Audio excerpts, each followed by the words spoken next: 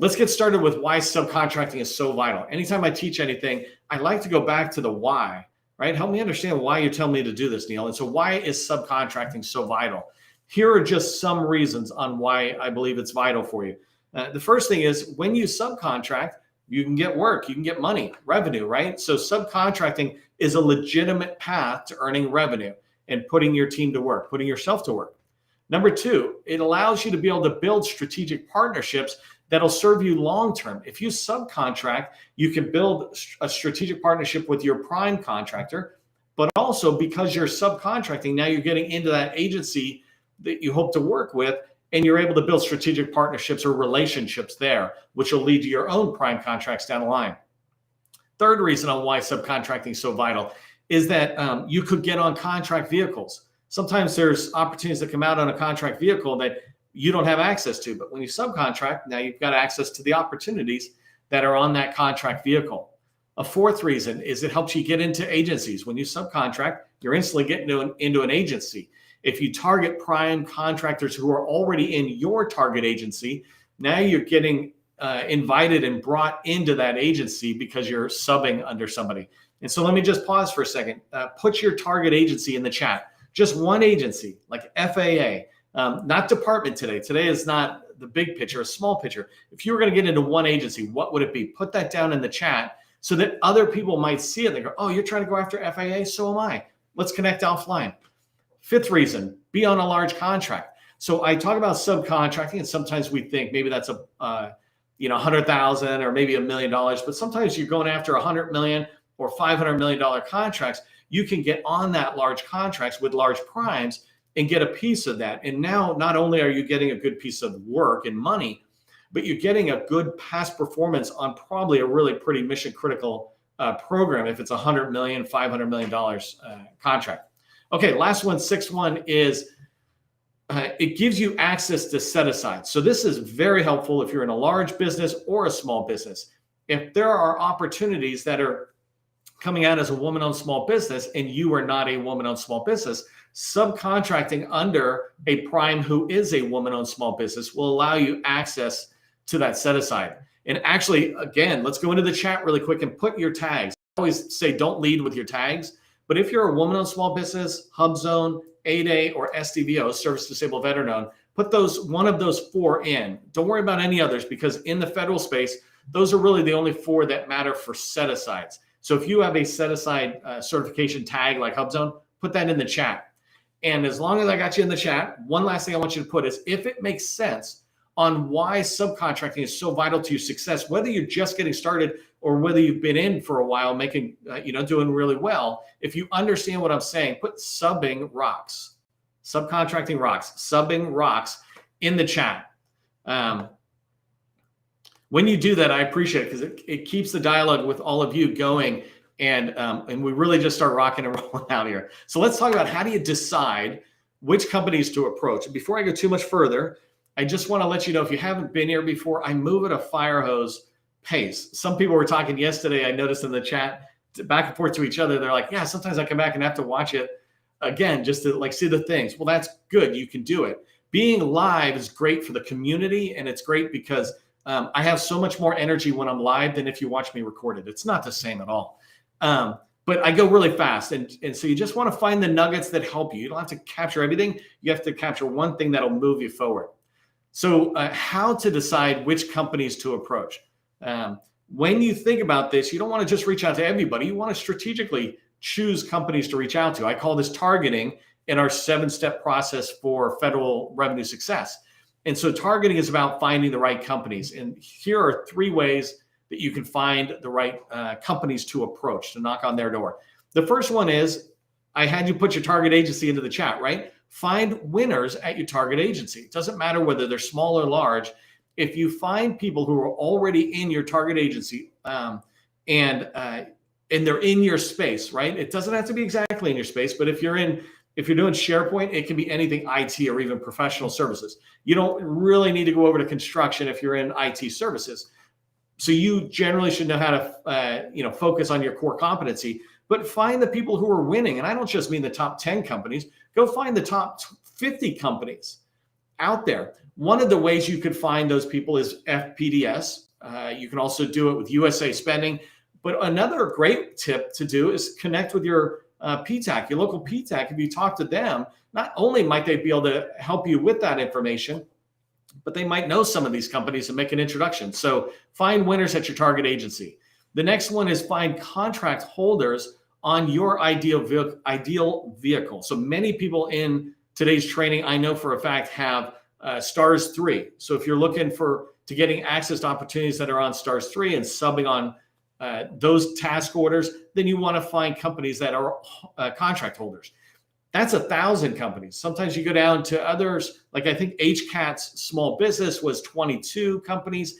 But if you know that the government is buying on a particular contract vehicle and you'd like to get access to that, just go find the list of contract holders. It's public knowledge on the internet. GSA manages a lot of them. But you can find who won the contract vehicles, who's a prime contract holder on the vehicle, and then begin to reach out to them. So find winners at your target agency and find contract holders for your ideal contract vehicle. The third way, a little bit different here, is finding companies in the dynamic small business search, or DSBS, using keywords. And I really want to separate this out, right? One was about finding people who are kind of already in.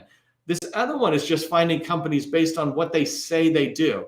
And I want to use an example, a real example of what I did so that you can follow something similar if this works for you. But when I say dynamic small business search, just to make sure everybody knows, this is the extension of SAM.gov. So we all register in SAM.gov.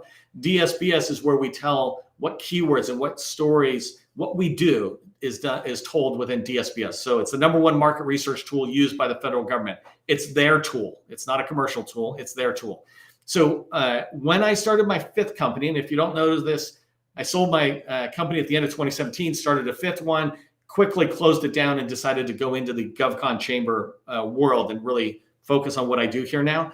But I started a 5th company. And when I did, and I got it all up and running, right? I had all my processes for being a hub zone, a veteran owned, and registered DSBS with good keywords. But then I turned and I reached out to 50 companies that were in DSBS that said they were hub zone companies doing SharePoint. So I used the keyword SharePoint because that's what my business did. I found 50 companies and they looked somewhat like they do SharePoint, right? And the reason I chose to reach out to these people who said they do what I do was because not always do they do that, first off. Sometimes they just put the keyword in. But the second thing is sometimes they've got big enough contracts, they can handle a brand new company. At that point, I was a 1-person company, right? So I reached out to this group of companies and 27 responded. I said, I'm a new company. I have extensive experience in SharePoint, but I don't have any past performances in the federal government space. I'd like to subcontract with you, and I'd like to talk with you about maybe teaming up over the next couple of years where it makes sense. And so can we have an intro call? That was briefly how I did it. 27 got back to me, and about 10 are the ones that it worked for them and for me to keep working together. So you can do that same kind of thing. If you're looking for companies to reach out to, perhaps search for elevators or construction or AI or cybersecurity, and you'll find a potential list of teammates that you can reach out to. All of this is dependent on you being focused on your target agency and focused on what you sell. If you don't know what you sell, or you say you sell a lot, it'll be hard to create a focused list. If you don't know which agency to go after, you're going to go after a lot of them and you won't have a focused activity that's trying to build relationships. So if you understand what I'm saying about how to decide which companies to approach and it requiring you to be focused, just put the word focus in the chat. Let me know you're tracking on that. It also gives me a chance to drink water.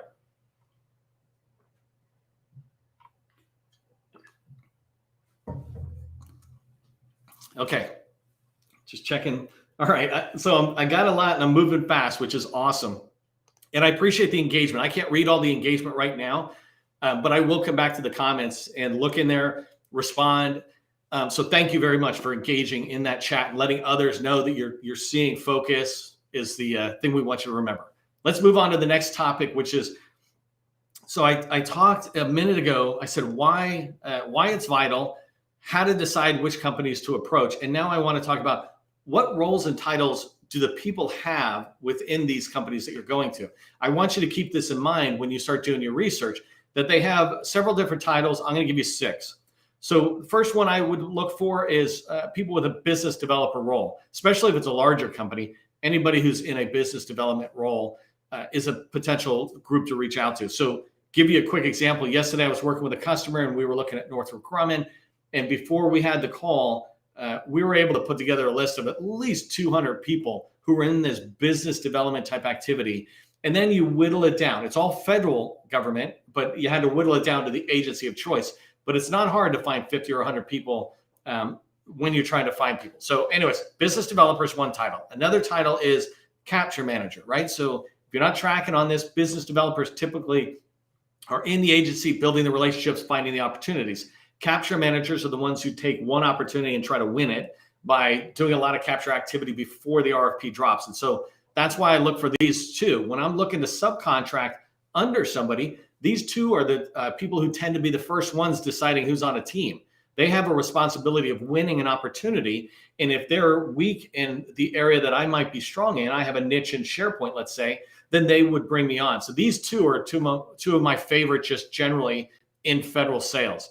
The next one is a proposal manager. I can look for proposal managers. These people sometimes get pulled into capture, especially in good companies. They're pulled into capture, engaging in capture. And so you want to look for proposal managers. A broad one at a large prime is called a small business liaison officer. So these people aren't working on an opportunity for their company, but they're a liaison officer to the capture managers, business developers, et cetera, inside the company, trying to find small businesses that can serve their need as they continue to build their own supplier base. And so these small business liaison officers, or SBLOs, are at larges. And these guys are really willing to hear from you and talk with you. At a large company, don't talk to them, though, until you've got some good past performance and you've got a strong niche, because that's what they're looking for. And I talked the other day in a training about what do larges look for. Quick side note, we have a new small business specialist directory coming out next month. And so if you're interested, put small business directory, please, in the chat. Put SB directory, please, in the chat, and we'll get it to you. But this directory, it not only has over 1,000 names of government small business professionals, it also has over 100 names of SBLOs, these small business liaison officers, among other great value in there. It's a free directory. Just put it in the chat if you want us to let you know that it's dropped. The fifth role or title that you can look for is for small businesses. Look for an owner, a president, a CEO. People who have that role are great ones to reach out to, because if you're in a small business, you're probably doing sales, right? And so find these people at a small business, and often you can find their names in DSBS and their phone numbers and emails. The sixth type of person, I'm just moving pretty fast on this because I just want you to put in your head the names of the roles and titles, right? Business developer, capture manager, proposal manager, small business liaison officer, president of a company or owner. And then the sixth one are contract vehicle program managers, or contract administrators, or contract managers. So inside of in particular, a large company, right? Smaller companies tend to have just a point of contact, but in large companies, their management of the contract vehicle is so mature that every contract vehicle has a program manager responsible for it, and a contract manager or administrator who manages just the TOs, et cetera. Those are separate from the people who actually do the work, but these are two great people to think about reaching out to and figuring out how you can be a sub, because they need to support the program managers in their company who are responsible for the task orders, if that makes sense. So that last role is contract vehicle program manager. If you go to any large prime website, just type in contract vehicle into their search. It'll come back up, and in each one of their contract vehicles, you'll find the person's name, number, and email. It's golden, right? For research, it's very fast.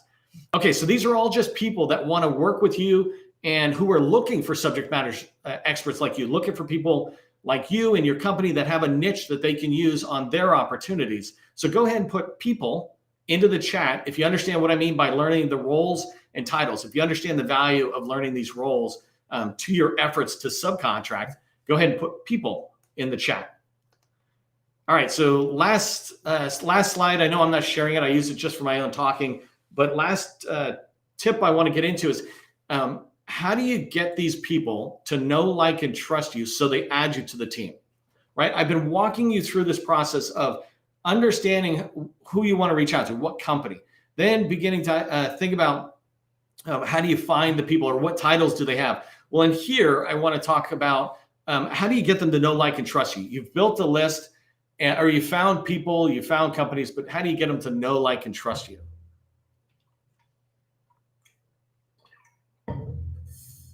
Okay, so what I'm going to share here is part of what we call the 7-hour rule. We believe that it takes 7 hours for anybody to know, like, and trust you, right? And I'm not here to sit there and say it's exactly 7 hours, right? But there's a 7-hour rule for us that we have defined, saying we need to, for me and you to know, like, and trust each other, or more importantly, for me to get you to know, like, and trust me, I have to give you 7 hours of my time. Whether that's you coming to watch this, or you downloading one of our handouts, you reading a blog, you and I having a meeting, whatever it is, when you and I have reached 7 hours, there's a really good chance that you know, like, and trust me. And it's the same thing with you and your target audience, whether it's primes and people you team with, or government agencies.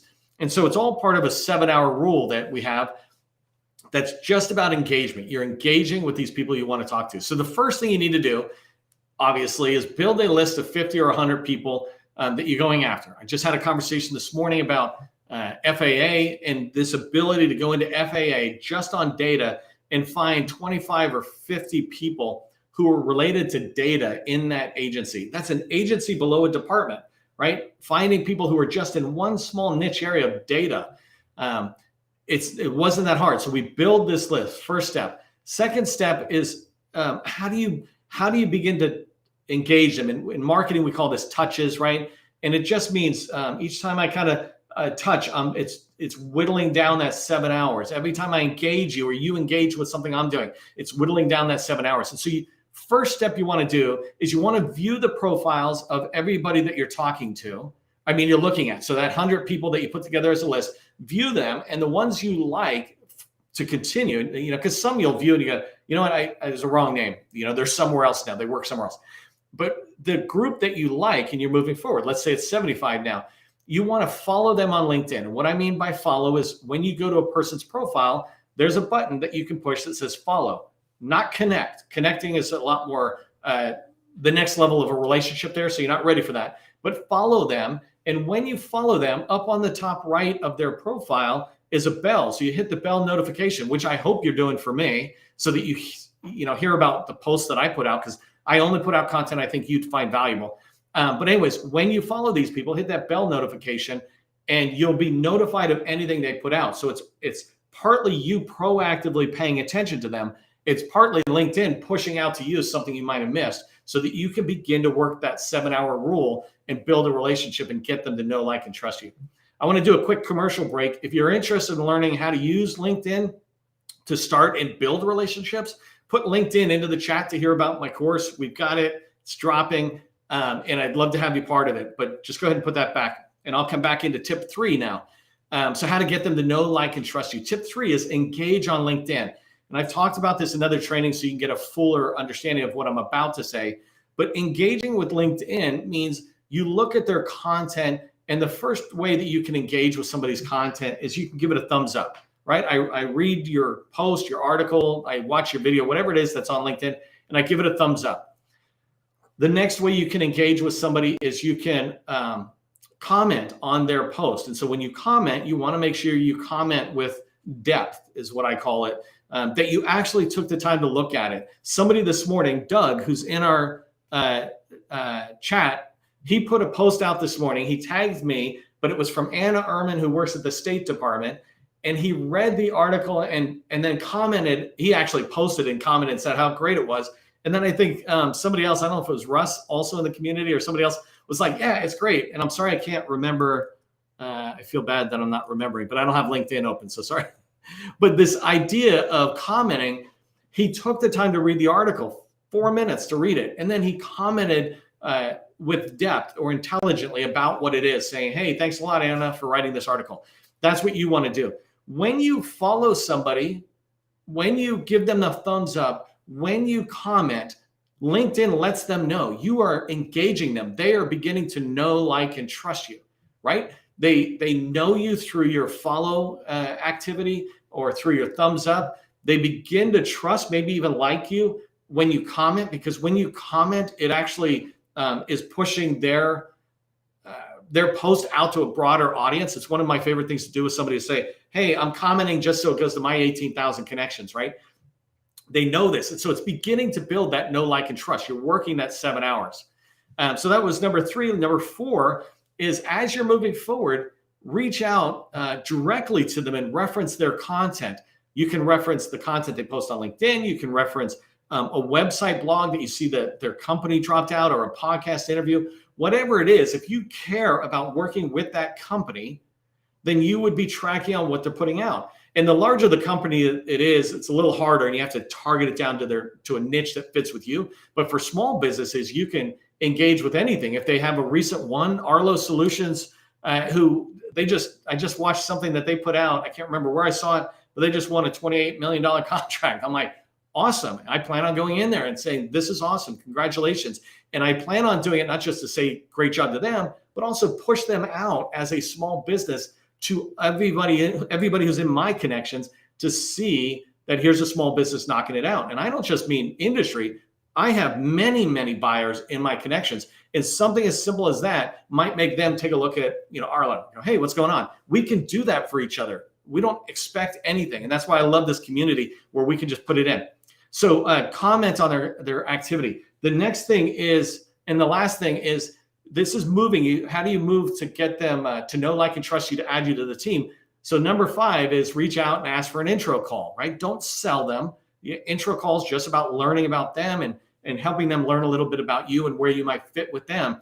But if you had worked your way through these tips of slowly getting on their radar so they know you, and then engaging with them, and then engaging further by maybe reaching out and saying, hey, John, I saw this article. I thought it was awesome. Congratulations, Arlo, for winning that thing. Whatever it is, now you've got a lot more credibility in there that they might be willing to take the intro call. And the intro call, by the way, is still part of the 7-hour rule. Those meetings, people work with those they know, like, and trust, but they'll take meetings all the time. It's just, they know, like, and trust you a little easier. So there's a lot of stuff in there. If you understand that it takes 7 hours to get people to know, like, and trust you, and you understand the tips that I'm sharing about how to start getting people to know, like, and trust you, do me a favor and just put KLT in 7 in the chat. So know, like, and trust in 7 hours. KLT in 7 in the chat tells me that you understand what I was saying about how to get people to know, like, and trust you, so that they can then begin to think about you for adding you to the team. Okay, so in today's training, we talked about how to find primes so that you can subcontract under them as you move forward in 2 of those 3 paths to making money. Remember, as soon as they start knowing, liking, and trusting you, they're gonna invite you to the team. People work with those they know, like, and trust. What are you doing right now to get the people you want to work with knowing, liking, and trusting you? Keep that in mind as you move forward. If you found today's training valuable, we'd really appreciate it if you put thanks in the chat. That's always a great way for us to end our day, and seeing all those thanks. And then remember, government contracting, it's not a secret. It's just a process. I'll see you in the next training.